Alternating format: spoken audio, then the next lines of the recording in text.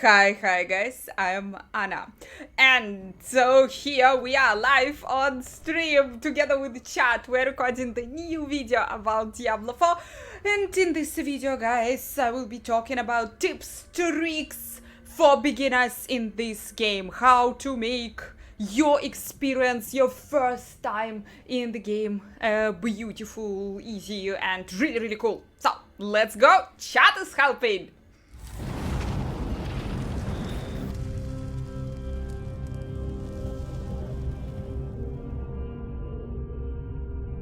Okay, the first ultimate tip, especially guys, if you haven't played ever any Diablo games, or you played but you don't have that much experience, and especially if you don't have that much experience in Diablo 2, which character should you choose? And each time I am saying, go with Sorceress. Sorceress is the easiest character to build in this game. Absolutely every character in this game will be able to complete the campaign. The question is not are you going to be powerful? Are you going to be able to complete the content of the game with whatever character? No, yes, you will be, no matter what. It's just a question of which character is the easiest and which character is the most beginner friendly. And yuppie, this is Sorceress. When I'm saying this, what do I mean? Sorceress has three main elements, just three elements. Fire, cold, and lightning, and Sorceress has the really clear path in the skill tree. You just go and you just follow in the element and you are done. If you want, then mix. If you want min-max, the game has all of this, you can do this. But even on your first levels, if during the campaign you don't want to spend hours in the skill tree or hours with the guides, you're just going with the Sorceress, you're just going with the element. Can add some other skills from the other elements, but anyway, yeah, Sorceress is easy to build in this case. If you wanna suffer a lot, can suggest you Barbarian. Barbarian is a melee character, full melee. Barbarian will always go in a close combat, which can be quite interesting on one hand. On the other hand, it can be quite annoying. So, yeah, make your choice, choose your character wisely.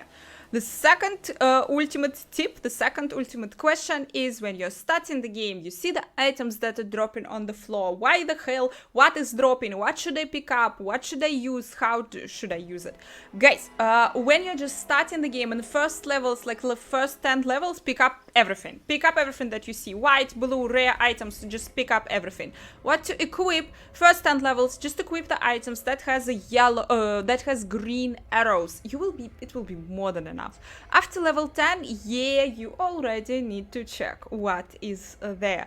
Really quick, white and blue items will become a little bit useless, and mostly you're focusing, of course, on the rare items. The items that you don't need and you don't want, you can always salvage. You're going to the blacksmith in Kyovashat or in any mini city. There is usually always a blacksmith. You are salvaging them, but don't salvage absolutely everything. Salvage, again, yeah, first items, no problem, you're definitely salvaging, but then start a little bit thinking, and probably you would want to sell some items, especially rare items. Because when you're selling the items, you are getting gold for them. And in this game, a lot of things are expensive. All the rolls, all the changes for your character, for everything you will need gold. So selling the items, it's not the worst idea. And yeah, always keep in mind that not only salvaging is available, but selling is also available. On the other hand, if you're salvaging the items, you're unlocking the transmogs, you're unlocking the looks for your character. So this is always the decision, guys. Salvage or sell your items. Make this decision wise, be wise about it. Besides the items, what else should you pick up? Guys, you should pick up the herbs. You should pick up absolutely everything, actually, that you see in this game. There is also like the metals. You also need to pick up those, but yeah, it's really important to pick up the herbs. Everything that you can touch basically in this game on the fields, touch it and pick up. Yeah, important. Why do you need the herbs? Important for upgrading your gear, important for crafting the elixirs. Upgrade your potions also. You can do a lot of things with the herbs, for real. Pick up the herbs. Elixirs is some beautiful thing. It's your consumable item that you can get when you are going to Keovashat. There is a special guy, occultist. No, kidding, alchemist.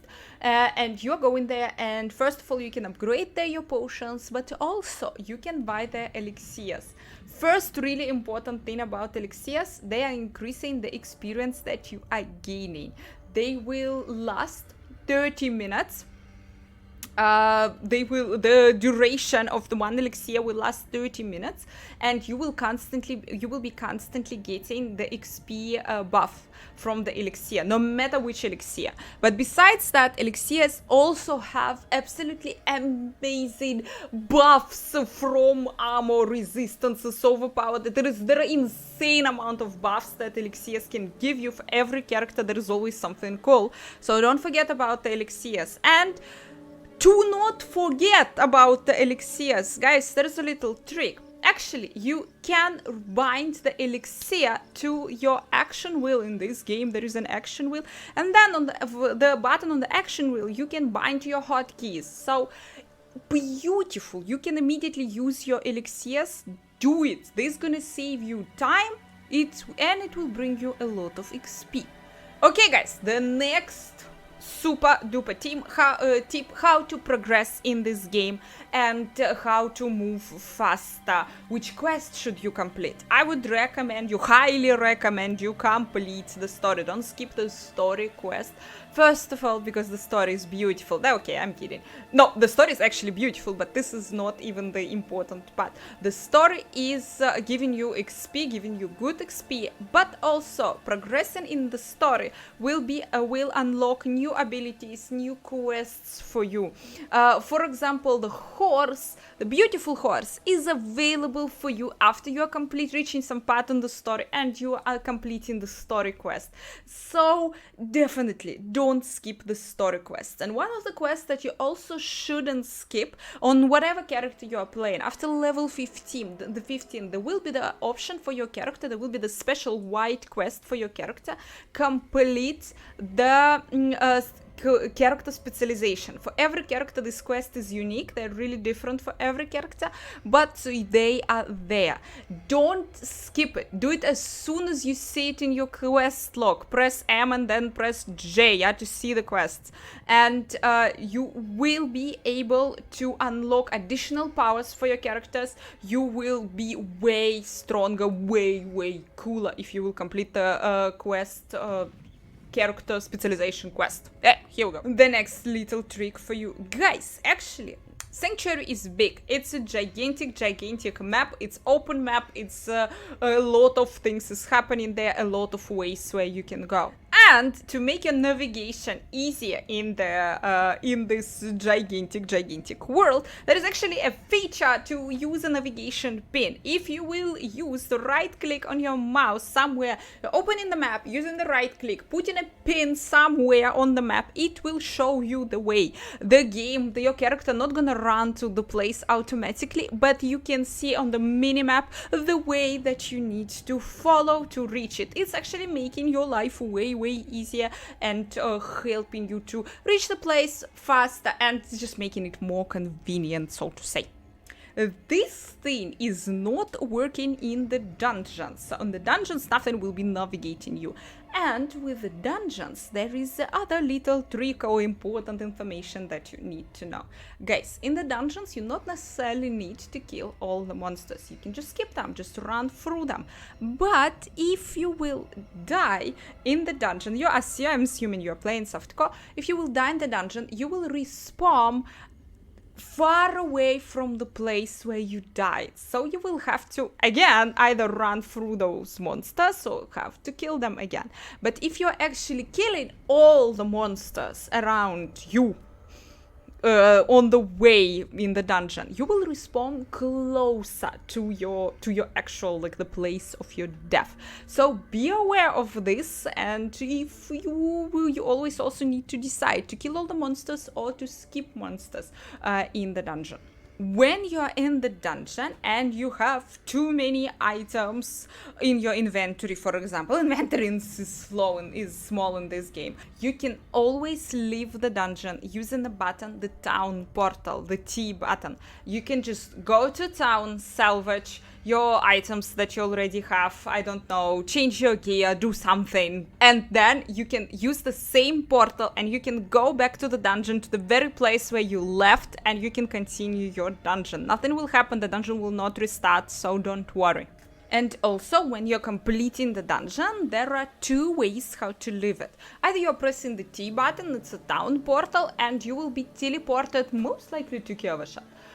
Or you can use the entrance of the dungeon button, and then you will be teleported directly to the entrance of the dungeon. So you don't have to start your way all over. You can just go explore once again from this very place where you entered the dungeon. Quite convenient, I would say.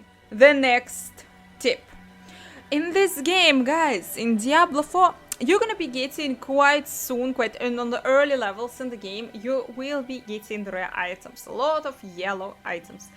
But it's gonna take a while, I believe, until you will actually get your first legendary items. And most likely, your legendary items not gonna be too good for your build, for your character. But there is actually the way how to create your own legendaries in this game. It's the first time ever in the Diablo game there is a special system which is called the Codex of Power. And this is absolutely godly and actually really amazing. The Codex of Power, what can you do?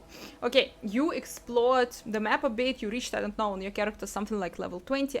You see you unlocked bunch of dungeons on the map. You just see them on the map. And on those dungeons, if you will just on the map open the icon of the dungeon, you will be able to see the legendary power that this particular dungeon is giving you. If you complete the dungeon once, you will unlock this power and you will place this legendary power in the Codex of Power. And after that, you will be able to use this legendary power and just add it to your rare item, or that you will find a bunch of them. And here we go. You already on your character this way completed couple of dungeons, get yourself couple of legendary powers, and you have legendary powers. You have the character with the legendary powers. That's gonna help you enormously progress faster, build your character faster, and you finish the campaign faster, unlock high levels faster. Which legendary powers do you need? Well, first of all, you need the legendary powers for your character. On the map, there are dungeons with the powers available for absolutely every character. If you're playing Rogue, there will be the legendary powers available for Druid, Barbarian, Sorceress, Necromancer, for everyone. So check that you are actually going in the dungeon with a legendary power for your character. And for the builds, which legendary powers to use, where to go, how to find them, which are the builds that you need to build, you can check the Maxroll website. There will be all sexy information. You can check also my builds. We'll put the link in the description for you. If you are going for Necromancer or for the Sorceress, have some builds for you also there, guys. On the map, guys, sometimes you will be finding really weird statues. First, a little statues of Lilith. They're really beautiful, they're shining, and quite often they're somewhere in the dark corners, they're hidden. You definitely need to touch it, 100%, guys, touch them. They are giving you buffs, they are really cool. Besides that, besides the altars of Lilith, actually on the map you can find a couple of other weird things that you also definitely should touch. First of all, there are other statues, and if you are touching the statue, they're different statues. If you're touching those statues, it will show you on the screen such a note with a riddle. And what you need to do with this riddle, you need to solve the riddle. But usually, what this riddle means, what you're supposed to do there, you need to open your action wheel and you need to perform an action. There will be something, either greeting a statue, or saying bye-bye to the statue, or saying something from the action wheel, basically, guys. So if from the riddle you don't know which action do you need to perform here, you can just do all the actions from the action wheel, from the menu. Try all the actions there. You will find out it will work. One of them will work. The statues are also obviously giving you buffs. They're also really, really cool. Besides those statues, on the map you can also find the chests, the secret chests, the hidden chests, the closed chests. To open them, you will need a special key. To find where to get this special key, you need to go to town and you need to go to the curiosity vendor Kadala 2.0 and you need to buy the keys there with these whispering keys. You need to scroll down all the items that this wonderful woman is selling, and the last item in the shop will be the whispering key. Always have a couple of keys with you to be able to open those special chests. Sometimes they actually have cool definitely, so be ready. In this game there is such thing as a renown system. Renown system, this is the special buffs that you are getting for pretty much exploring the game. Cool thing. The Renown system is account bound, and there's a bunch of buffs from the Renown system that you are unlocking on one character, but they will be used and they will benefit all the characters that you have on your account separately for softcore and hardcore.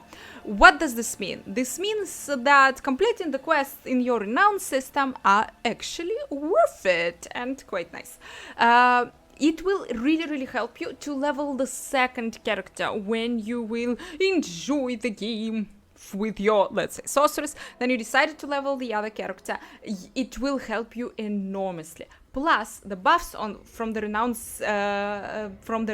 are huge and absolutely wonderful. You are getting there plus skills, you are getting there also a lot of XP. It's definitely worth it to go for Renown. And one of the typical quests for Renown is completing strongholds.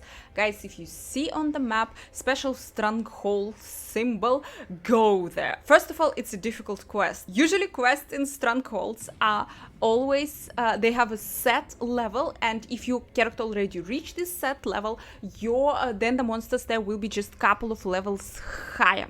And the quests in strongholds are always unique. The strongholds, every stronghold has their own story, and they are actually really cool.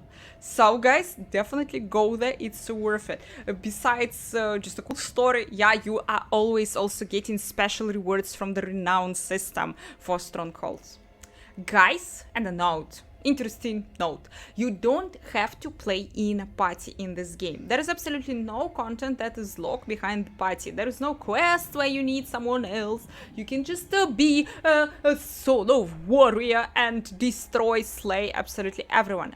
But if you're playing in a party, you're getting more XP actually, and some buffs from your party. So if it's important for you, if you wanna go faster, then you can team up. Where to find the friendos, where to find those teams? For example, you can join the clan. There is a clan functionality in this game, and you can find the teammates there. Or you can join my stream. Here we also gonna find you the teammates, and you can slay and destroy monsters together. Thank you so much for watching, you guys. If some questions are still unanswered, please drop them in the comments below. Chat was incredibly helping and dropping also some tips for you, reminding me about some tips, and so big thank you, chat. Guys, don't forget to like, don't forget to subscribe, and we're gonna see each other really soon in the sanctuary.